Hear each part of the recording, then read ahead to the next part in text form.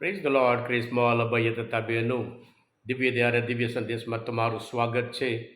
આ સંદેશ સાંભળનાર તમારા સૌ માટે અને તમારા કુટુંબીજનો માટે વિશે પ્રાર્થના કરું છું. તમારા બાઇબલ લઈ લો, ઈશ્વરના વચન સાંભળીએ. લોકનો ગ્રંથ 12મો અધ્યાય 1લી કડીથી 7મી કડી સુધી. આ દરમિયાન હજારો લોકો ભેગા થઈ ગયા અને એવી ભારે ગીર્દી જામી કે લોકો એકબીજાના પગ કચરતા હતા. ત્યારે ઈસુએ મુખ્યત્વે કરીને પોતાના શિષ્યોને ઉદ્દેશીને બોલવા માંડ્યું, ફરોશીઓના ખમીરથી એટલે કે ફાકણથી ચેતતા રહેજો. જે કંઈ ઢાંકેલું છે તે ખુલ્લું થયા વગર રહેવાનું નથી, અને જે કંઈ ગુપ્ત છે તે જાહેર થયા વગર રહેવાનું નથી. એટલે જે કંઈ તમે અંધારામાં કહ્યું છે તે ધોળે દિવસે સાંભળવામાં મળશે, અને જે કંઈ તમે ઘર ખૂણે ખાનમાં કહ્યું છે તે છાપરે ચડીને પોકારવામાં આવશે. તમને મારા મિત્રોને હું કહું છું, જે લોકો દેહને હણે છે અને ઉપરાંત કશું કરી શકતા નથી, એમનાથી ડરશો નહીં. પણ તમારે કોનાથી ડરવું એ હું જાણું છું. જે મારી નાખ્યા પછી નરકમાં નાખવાની સત્તા ધરાવે છે તે ઈશ્વરથી જ ડરજો. હું તમને ફરીથી કહું છું, એનાથી તમે ડરતા રહેજો. ચકલી 2 પૈસાની 5 નથી વેચાતી, તેમ છતાં ઈશ્વર તેમાંની એકને પણ ભૂલતો નથી. એટલું જ નહીં, તમારા માથાના વાળ સુદ્ધા બધા ગણેલા છે. ગભરાશો નહીં, ઢગલાબંધમાં ચકલીઓ કરતાં તમારી કિંમત વધારે છે. આ પ્રભુની વાણી છે, તે આપણો આધાર છે. ક્રિસ્મોલ અભય બહેનો,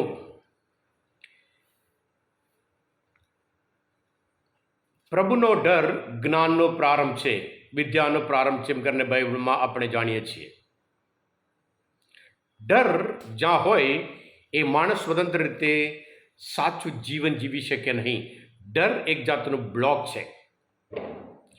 ક્રિસ્મોલ અભયતા બહેનો, સ્ટાલિન, લેનિન પછી રૂસ એ રાષ્ટ્રપતિ હતા, રશિયા જે રૂસ છે, અને એમના વિશે એક નવાઈની વાત, રાત્રે ઊંઘવા માટે એ 8 બેડરૂમ રાખતા હતા. ઘણા બધા દુશ્મન હતા એટલે ડરતા હતા. કઈ બેડરૂમમાં તે ઊંઘે છે કોઈને ખબર ના પડવી જોઈએ ઘરને. એવી રીતે 8 બેડરૂમ રાખી અલગ અલગ દરરોજ અલગ અલગ બેડરૂમમાં એ ઊંઘતા હતા એમ કરીને આ નવાઈની વાત કહેવામાં આવે છે. ક્રિસ્મોલ અભયતા બહેનો, આજના શુભ સંદેશમાં પ્રભુ ઈસુ એ જ કહે છે, દેવનો ડર, ઈશ્વરનો ડર, પ્રભુનો ડર એ જ્ઞાન કે વિદ્યાનો પ્રારંભ છે. આપણે આ દુનિયામાં કોઈનો વિશે આપણે ડરવાની જરૂર નથી. પ્રભુ બહુ સ્પષ્ટ રીતે કહે છે, કારણ કે એટલા બધા હજારો લોકો આવ્યા, એટલે ખાસ કરીને પ્રભુ આપણા ઉપરના પ્રેમના લીધે, આપણે કેટલું કેર કરે છે એના લીધે કહે છે, આ લોકો જે ફરોશી એમના પાખંડથી ચેતતા રહેજો. એ લોકો જે દેખાય છે એ અલગ, એ લોકો અંદરખાને જે છે એ બિલકુલ અલગ. માન મેળવવા માટે તેઓ નાટક કરે છે. નાટક બહુ ટકશે નહીં, થોડા સમય પછી ખબર પડી જશે. એટલે પ્રભુ પણ કહે છે કે કશું પણ ગુપ્ત રહેતું નથી. આ જમાનામાં ખાસ કરીને આપણે જાણીએ છીએ કશું જ ગુપ્ત નહીં, બધું જાહેર છે. એટલે આપણે 2 પ્રકાર નહીં, પ્રમાણિક જીવન જીવી, કોઈનાથી ડરવાર નહીં એમ કરીને પ્રભુ ઈસુ આજના શુભ સંદેશ દ્વારા આપણે કહે છે. આપણું નિવાસ સ્થાન એ સ્વર્ગ છે.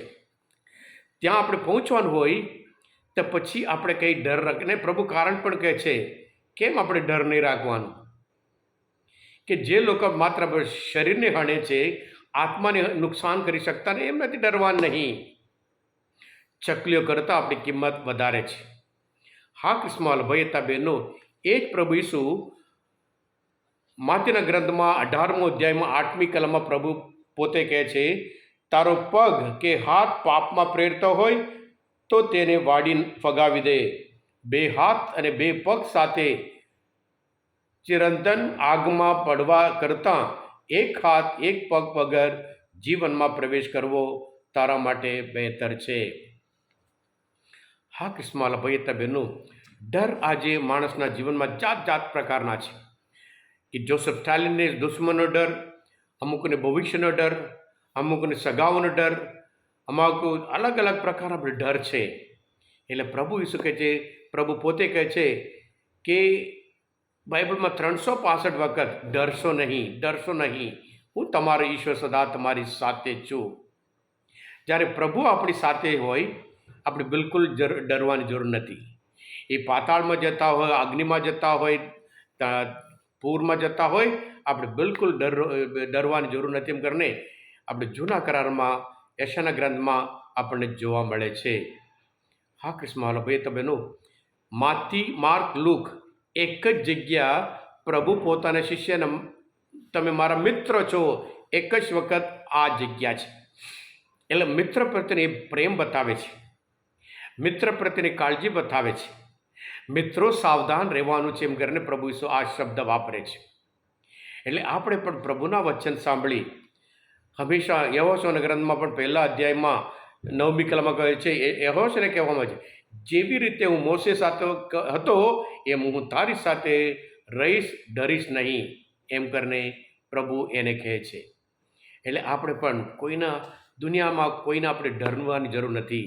માત્ર ઈશ્વરનો ડર રાખીએ અને પછી એ પ્રમાણે જીવન જીવીએ, તો પછી આપણે જ્યાં પહોંચવાનું હોય, આપણું નિવાસ સ્થાન હોય, ત્યાં પહોંચવા માટે પ્રભુ આપણને માર્ગ બતાવ્યો છે. હા કૃષ્ણવાલા ભાઈતા બહેનો, આજના મનન ચિંતન શાસ્ત્ર પર સમજવા માટે, પ્રભુ શ્રી ઓળખવા માટે મદદરૂપ થયા હોય, તમે પોતે દિવ્ય દયા અને દિવ્ય સંદેશ સબસ્ક્રાઈબ કરજો અને બીજા માટે પણ ફોરવર્ડ કરજો. કારણ તમે બધા આશીર્વાદિત છો, અભિષિક્ત છો. પ્રભુ ઈસુ, હું તમારામાં વિશ્વાસ રાખું છું. બોલો દિવ્ય દયાનો જય. God bless you all.